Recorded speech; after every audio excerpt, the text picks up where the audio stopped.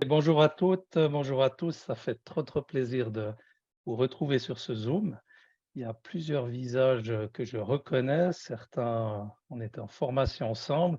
J'aime trouver des gens un peu partout dans le globe. Il y a des francophones de New York, il y a des gens qui sont du Nebraska. On a Liz qui nous a rejoint, Jim, et certainement des gens de Belgique, de France et même de Singapour, si je ne me trompe pas.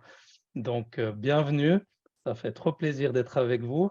Et comme l'a dit Adjotevi, je vais juste adresser deux, trois mots à Jim au nom de nous tous. So today it's my great privilege to introduce for this very first alumni gathering hosted by Oxano team, our guest speaker from Nebraska, USA, Mr. Jim Collison. And for those of you who don't know Jim, let me tell you, when it comes to share around strength, Jim is a great, inspiring, and passionate man that you don't want to miss.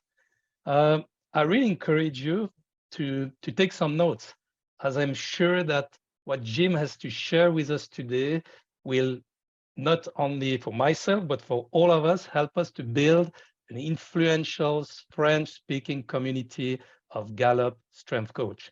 Are you ready for that? So before he will keep moving forward, introducing himself, I'm going to ask you all to give him a round of applause and a warm welcome. That's so nice. Thank you. Thank you. Nicola, thank you. Thanks for having me. I'll try to not stump the translator on this. So if you're listening on the translation station, hopefully that's going well for you. So again, my name is Jim Collison. You can see our new warmly feature here on Zoom below. I think Liz is hanging out with us too, and she has that. As Nicola said, I'm from Omaha. I live in a small town just south of Omaha, Bellevue, Nebraska. And I speak the best form of English, so it's the most easiest to understand. So I hope I'm doing okay here in the Midwest. Wanted to spend some time today talking with you a little bit. It's great to see you all. It's great to see your faces. Thank you for those who've turned on their cameras and made that available. It's always good to see faces and see people smile when you tell a joke. So don't be afraid. If it makes sense to smile and let me know that I've landed something. Still a little early here in the U.S. Spending a little time this morning, and I'll take your questions in chat as well. I'm pretty good at that with doing all the call to coach work, but we're spending some time thinking about communities this morning and how to use communities, how this community for French could be used in a very powerful way.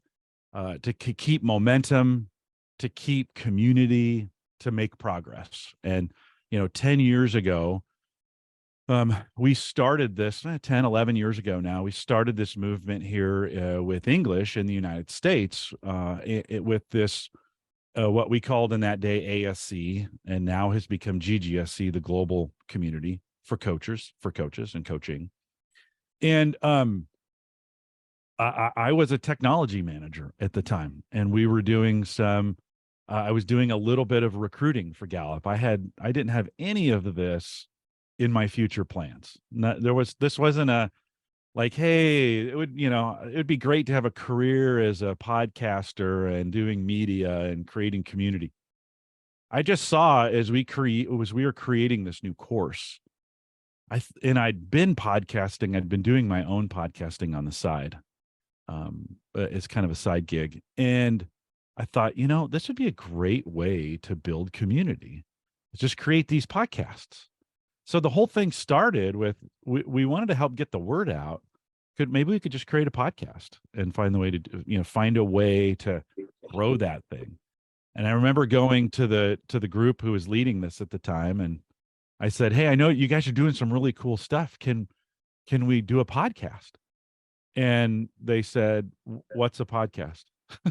They had no idea what it even was. And so over the months, we began to talk about what we could do and how we could use this podcast to start creating community, right? To start gathering people, to give them something to listen to. 10 or 11 years ago, podcasting was reaching maybe 7 or 8% of the American market. Today it reaches a full 70% of the US market. I don't have global numbers, and I don't know. I could look it up. Edison does the research around that, and we could look that up. But certainly it was a start to this community, right? So let's fast forward to today. We now, and Liz as my partner in this at Gallup, we now have 7 different languages that we do these kinds of communities in, creating podcasts, creating communities, gathering people together to do something, right? To do things, and they're all a little different, right? I'd love to say I have a cookie cutter process that I come in and say, do this and do this and do this, 1, 2, 3, and those are the steps. I'm not sure it actually works that way. Like, because every culture is unique, every situation is different, every group is different, just based on the folks that come in. So, couple things when we think about community, a couple things that they do for you, right? One is they keep momentum, right? So communities have this way, sometimes you feel like you're alone out there, you're doing this thing all by yourself. And communities help kind of keep you going when you connect with them, right? They're the engine of progress. They're the force. They're the wind. We had a lot of windstorms this weekend here in the United States coming across the Midwest, and there was a lot of damage. Wind can do a lot of damage. A lot of people all moving in the same direction can do a lot of damage, and in a good way, right? In a good way. So communities help do that, right? They help keep you motivated. Two, in this, they're really a great source for information sharing, right? We've seen this in our U.S. groups, and we've seen this in the groups that we have in Portuguese, or the groups that we're building in Chinese. It's a great place to do information sharing. In the U.S. groups, that's right now probably peaking. It's at a peak of activity. The English groups have so much information and so many conversations going in them. I have trouble keeping up with it, just to be honest, right? But when I first started making these things, I wanted to make sure everybody had all the information they needed. That was my goal, right? In doing this, is that you'd had everything you need to be able to do what you need to do, right? So they create some momentum. They're great places to share information, and especially, we've been doing this a while in English, but in French, it's still fairly new, right? I mean, this is a fairly new movement there, and I think you're in an incredible spot, an incredible opportunity to really change and influence the conversation that happens around CliftonStrengths in French. We have this, and Liz and I laugh about this all the time, because it's no matter what we do, translations are always bad. Everyone always says, "Oh, your translations are terrible," and in every language, and sometimes even in English. And we have to remind people, like, the language of CliftonStrengths is heavily nuanced, right? It's heavily influenced by culture. It's heavily influenced by the words that we use. And it reminded me one time, our friends in Germany, not very far from you, were kind of complaining about the translations. So I gave 3 different individuals 3 different things to translate, and said, you translate them and then send them back to me. And then I rotated those translations around those 3. And they all said about each other's translations they were terrible. These were native speakers who are from different areas, right? And they thought a little bit differently about this. We say sometimes that CliftonStrengths is a language of passion, right? It's a language of emotion. It's a language of feelings. It's deep inside of us, right? Because it's who we are. And so as coaches, it's our job to really pull that emotion out for success, pull those things out, pull CliftonStrengths out through the lens of that individual. How does it work for you? Because we know, even if the individuals have the themes in the same exact order, that 1 in 33 million that we talk about all the time, those two individuals are still different, right? Most likely 6 through 34 is different. Most likely. It's a huge number if all 34 are in order, right? And so it's our jobs as coaches to translate these themes, these ideas, these concepts, these success factors, right? It's our job to translate those through that individual. And oftentimes I think about this in English, we have this word woo that means nothing. We used to use it 50 years ago when people were dating, they would say, I was trying to woo that person. It doesn't mean that, right? It doesn't mean that in English. Don picked that word. It's got some things, we say winning over others. You can say winning others over, either way. But I have to spend time when people see woo right there. When Americans see woo, they go, what is woo? Well, that's a bad translation in some regards, right? But I get the opportunity to say, let me tell you how woo works for me, right? Let me tell you about this. Let me tell you a story. So, I know this sounds kind of strange, but use those inaccuracies to your benefit.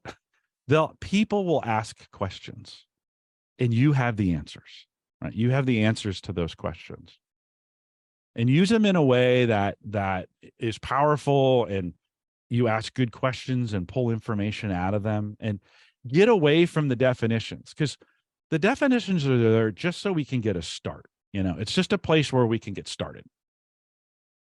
But be such a student of the material, right? Be so good at what you do, of knowing people. I mean, you're in this because you love people. I hope you love people. I hope that's why you're doing this, right? Is because you love people. And then do everything, use the tool set to be able to pull out these success factors for them and these things that make them great, and help them be just the best version of themselves that they can possibly be, right? So don't let I've told this to all the groups. Liz is probably sick of me of hearing this conversation because she hears it from me all the time. Don't see the translations, or don't see the materials. This is the other thing we see in groups all the times, is sometimes we get stuck on the materials, right? Grow beyond the materials. They're just a start for you. They're just a place to go and get centered so that we're all saying something similar. Hopefully very, very close, right? But let's grow beyond those, right? Let's grow beyond those and really change the conversation for people to help to see their being more effective. People ask me this question. I'll wrap it with this and see if you guys have some questions that you want to ask me. I think those are more important than just me rambling on. But people ask me, kind of all the time, how do I convince people to do this CliftonStrengths? And I say, live a life that shows it's so powerful. They're asking you the question. How do I do this? Like, something's different about you. How do I do this CliftonStrengths, right? How do I be a part of it? So make sure you're completely, you're in it in a way that's showing you're having success, right? In it as well. Live a life that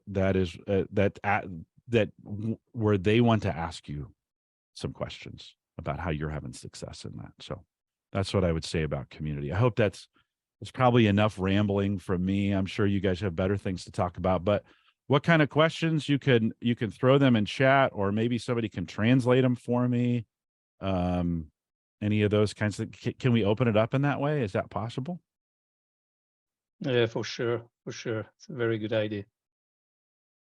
So, si quelqu'un a une question et qui parle l'anglais, adressez-vous directement à Jim. Laetitia la traduira dans le canal en français. Et pour les personnes qui ne parlent pas l'anglais du tout, utilisez le chat ou posez-la en français et puis on la traduira. Mais profitez de ces quelques instants où Jim est disponible. C'est une super opportunité. À vous la parole. Now, Nicola, I'm the one who got up early, not them. So there's no excuses of like, oh, I'm sleepy, I don't know what to say. you know. You're So right. you guys have been awake for a while. I'm sure there's a few questions. What do you have? Yeah.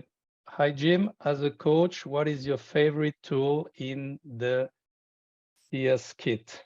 In the toolkit. Yeah, favorite tool. So if you've listened to me very long, you probably know the answer to this question. So I like the individual development plan. So it's basically a goal setting tool where you put the goal across the top, and you don't need actually even need the document, the form to do this. Put the goal across the top, and then and I have students when I work with college students. This is the one we use generally when they're forming teams. It kind of helps them get a good idea of who they are, and then maybe some goal setting going into the teams. So goals across the top. Then we use the theme insight report. That's the individualized one, the one that's kind of based on all 34, and it's got some statements about you in it. And we pull those things out and underline and circle words that you know that are meaningful to them or that really describe them. Then we transfer those onto the form, and we talk about, okay, if I have this goal and I have these things that are great about me, how do I filter the conversation through these themes so at the bottom I can get some action items? You know, one of the things that we have this name it, claim it, and aim it. Have we translated that in French? Is there a claim it, name it, and aim it in French? You probably use some certain words for that. Yes, almost the same. So sometimes in Clifton, when we're talking about these Clifton strengths, we do name it, and name it. Like we just talk about the themes. We never move them downstream to owning what they are for us and then turning them into things of success, right? We don't do that.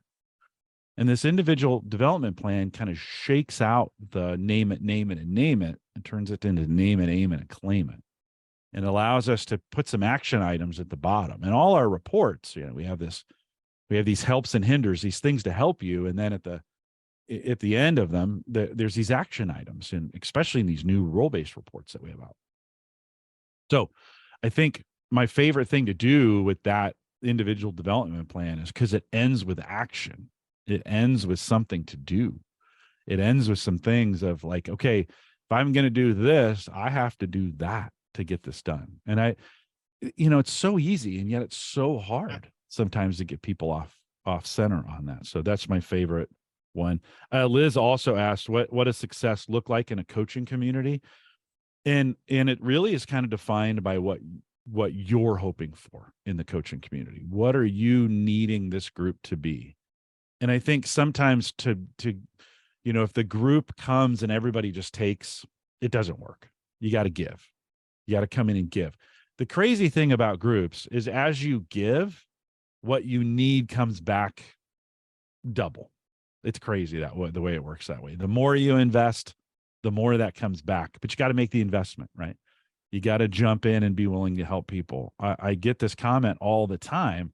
Like I'm in the communities all the time. I do weird hours, when we do podcasts in India, I'm up at midnight, or Taiwan, I was up at 11, and they say, how do you do it? And I'm like, how can I not do it? It needs to be done. This is work that needs to be done. So how can I not do it is what I say to people all time. Looks like we have another hand raised there. Dalia. Hi, hello. My name is Dalila. Can you hear me? That's fine. Okay. Yeah, sorry, my voice is not in the best shape today, so that's why I'm. Mine either. Yeah. My question is regarding how do you see the French market? What would be your vision of the French community in terms of you being one of the key person who has been really testifying the growth of the CliftonStrengths movement in different countries, and I started my journey in the US. So I kind of have a feeling of how is the movement going, the CliftonStrengths movement going in the US, and I would love to know your perspective in terms of Europe. How do you see this movement going, and what is your perception or perspective of the vision of the future that this movement is taking on Europe. Mhm. What would be your take on that? Yeah, Thank you. you bet. Thank you. Thanks for jumping in to do that. I'm really excited about Europe.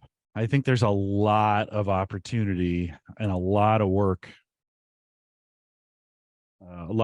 to be done in Europe and all of EMEA, right? This is, we think we're getting ready to cross 30 million completes, which is a big number. I mean, I think, it could be in the next 3 or 4 weeks, we hit this 30 million, and you think, wow, 30 million is great. It's just barely scratching the surface. Like, there are so many, there is such a big need for this globally that we can't even begin. I mean, what happens when we actually really get India and China involved in this? Because there is a shot at some really big numbers, right? From that perspective. But I don't want you to think it's about numbers, right? I don't want you, because when it starts to be about numbers, you do things you wouldn't normally do when you think it's about people. And we spend a lot of time talking and thinking about that. And we could do the best marketing in the world, and we could sell all these codes just to people, just get these codes sold, right? We could do that, but we really want them to have coaching. Like, we really want these individuals, if they purchase the code, we want them to have a coach, because it's so much more impactful. So how's the community doing? It's exactly where it needs to be right now with what we have. What are we hoping for in the future? Well, we're hoping for big growth in especially in French. We're hoping for some growth now that we've got, to me, I'm super encouraged to see all these faces. There was a day when they weren't all there, right? And so we're excited about seeing faces. I'm excited about some momentum. I'm excited about the work that you guys are doing there. And so we've got room to grow. I guess that's what we've always got room to grow. We can't, if we start setting too many targets, we think we have something to reach. And I'm not sure we've got anything that's reachable, just to kind of be honest, right? I'm not sure. I think some of the things we need to do are unobtainable, but we got to keep going, right? We got to keep going for them. So I think I'm excited about what's going on in Europe. I'm excited for the things there, and I think we have only room to grow. It's awesome. Thank you so much. We might take just one more question at that stage. Roman is asking, one thing which I would really need as we build a Francophone community is Europe-based research, relevant market data that French-speaking coaches teams can relate to. Yeah. What do you have to say about it? It's a super good question. One, I'll have to take back, we're always constantly thinking about how do we do research everywhere where it matters, right? We want to be, Gallup wants to be, a place where when the polling that we do and the researching that we do is for everyone and it matters. And so we've probably got we probably have some growth to do in some of those areas. I don't have, my job keeps me, keeping 14,000 certified coaches around the world taken care of and emails answered. And I get questions like these every day via email, by the way. People ask me these questions all the time. That keeps me busy enough. I don't have as much information on the research side. But we absolutely want to continue to do things that matter in the markets where we can make a difference, and we'll continue to do so. So I don't have much more beyond that, but that's where we want to go for sure. Thank you, Jim. Merci à chacune et chacun là pour ces premières questions. We're gonna keep moving a little bit. So thank you so much, Jim, for the time you invested to be part of this group of people. And as you said, I really believe we can change the French-speaking world altogether. So thank you for all your call to coach and everything you're investing into our community. And we look forward to having you back very soon. Well, thanks for having me. It was great to be here.